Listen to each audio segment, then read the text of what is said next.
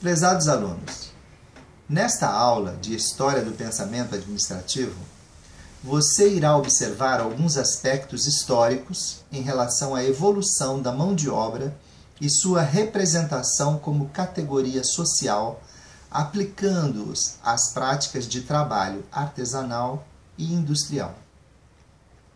Você está convidado a relembrar, resumidamente, alguns movimentos socio-históricos que permitiram o surgimento do trabalhador, sua inserção na atividade trabalhista e na sociedade.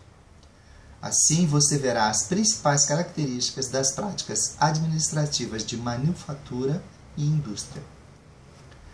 Você sabe que o Império Romano foi um marco na história ocidental e tinha como objetivo conquistar e ocupar novos territórios, colonizando-os.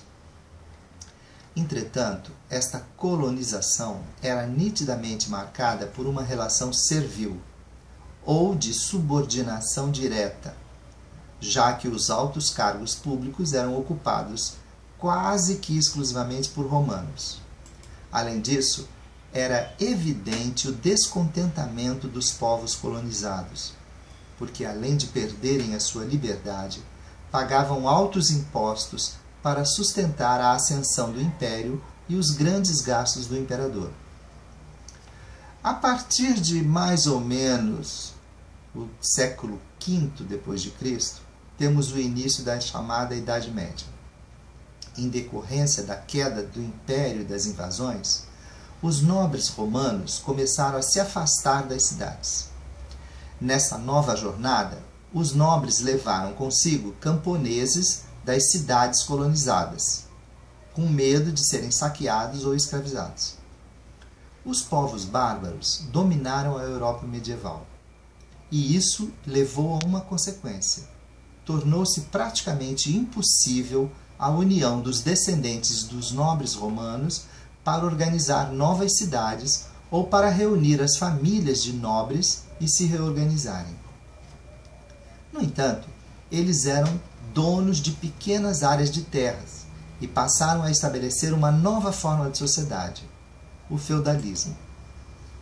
Paralelamente à expansão de alguns feudos, muitas terras europeias da Idade Média tornaram-se livres das relações servis e do predomínio dos senhores feudais, por falência dos nobres ou por incapacidade de gerir as suas posses. Assim, tais terras transformaram-se em cidades.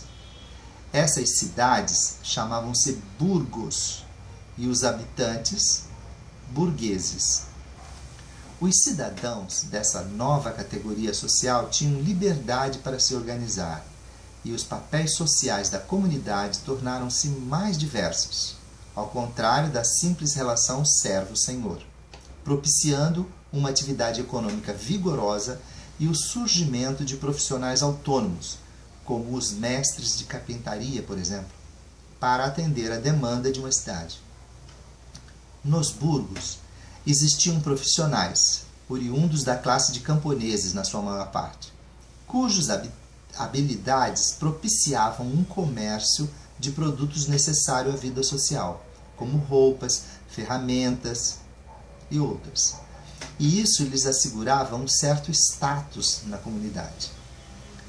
Assim surgiram as corporações de ofício, associações de profissionais que trabalhavam em regime de cooperativa, na Alta Idade Média, entre os séculos XIV e XV.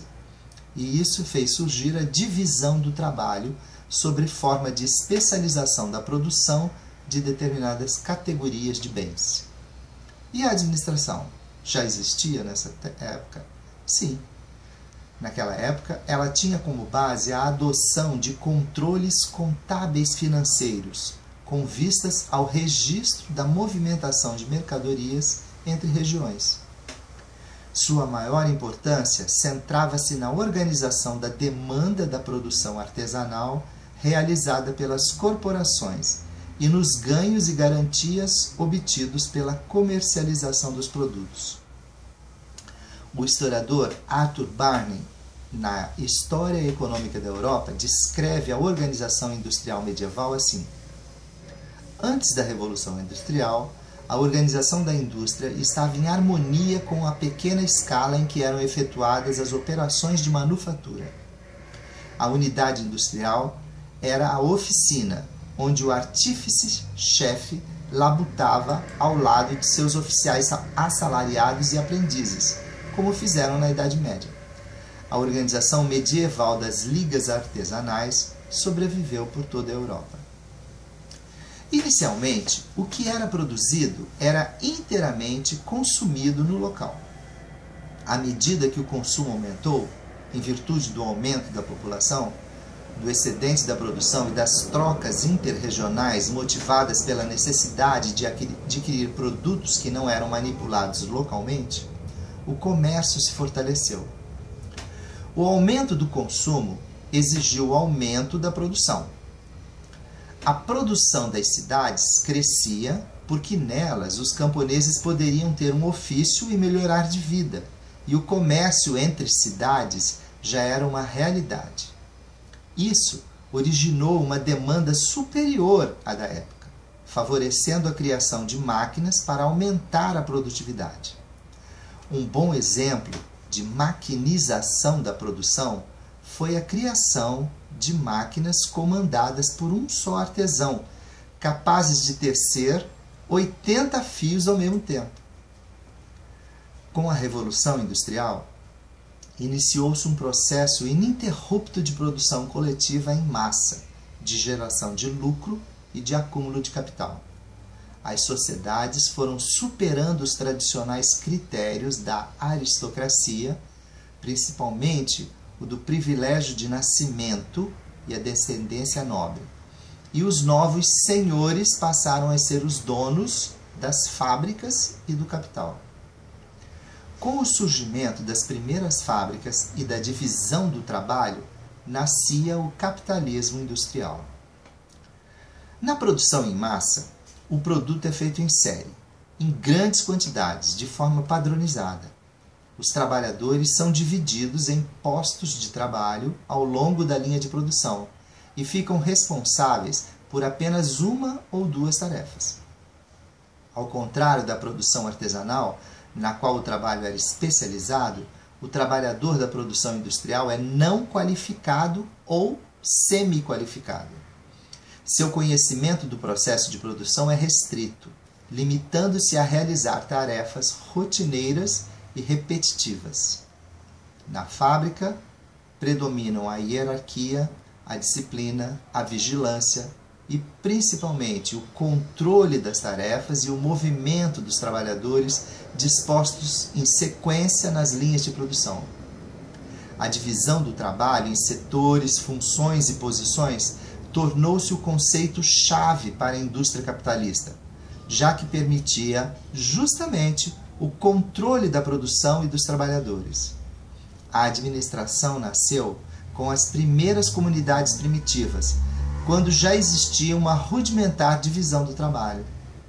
Os homens se dedicavam à caça e à pesca, e as mulheres a atividades domésticas. O homem primitivo construía suas próprias ferramentas a partir de um conjunto de atividades básicas, como cortar, afiar, laminar e polir a pedra lascada. Mas foi com as grandes civilizações antigas que a administração assumiu a forma de gestão de cidades e de grandes empreendimentos. Contudo, o surgimento da administração como ciência ocorreu apenas no final do século XIX e início do século XX, com o nascimento das primeiras fábricas e com o surgimento do modelo capitalista de produção. Lendo todos esses itens em detalhe no material didático impresso, você vai aprender e entender melhor como se desenvolveu o trabalho no início da história humana. Bom estudo!